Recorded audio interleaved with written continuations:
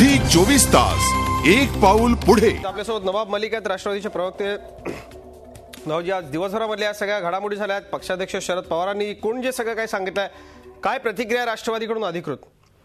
राष्ट्रवादीची अधिकृत प्रतिक्रिया ती जे साहेबांनी जाहीर केलेला ती अजितदादांनी दिलेला राजीनामा हे परत घेण्यासाठी त्यांनी दिलेला नाही। सुरुवातीपासून आम्ही पण लोक सांगताय हे नाटक आहे काय, हे असं वेगळी वेगळी प्रतिक्रिया येत होती। आमची स्पष्ट भूमिका आहे, आमच्या नेत्यांनी राजीनामा दिलेला आहे।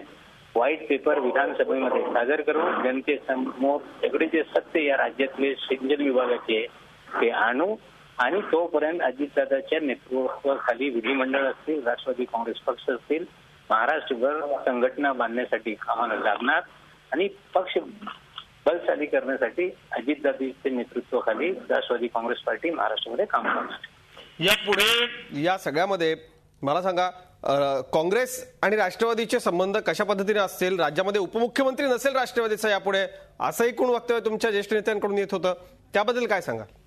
असं आहे की आमचे ज्येष्ठ नेते कोणाला जी रिकामी जागा आहे ते देण्याबाबत ते निर्णय करून मुख्यमंत्रीला कुठेतरी सगळे म्हणजे त्यांचे प्रोव्हेटिव्ह असतात, आम्ही त्यांना सल्ला देऊ शकतो, पण मुख्यमंत्र्यांच्या अधिकार वापरण्याचे अधिकार इतर नेत्याला नसते।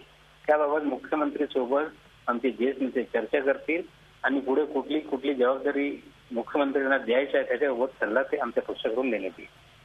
नवाब, संबंध महाराष्ट्रानं हे सगळं बघितलं, संबंध देशानं बघितलं, काय साधलं राष्ट्रवादीनं याच्यामधून आणि अजितदादांची नेमकी भूमिका काय होती? दादांशी तुमचं सविस्तर बोलणं झालं या संदर्भामध्ये?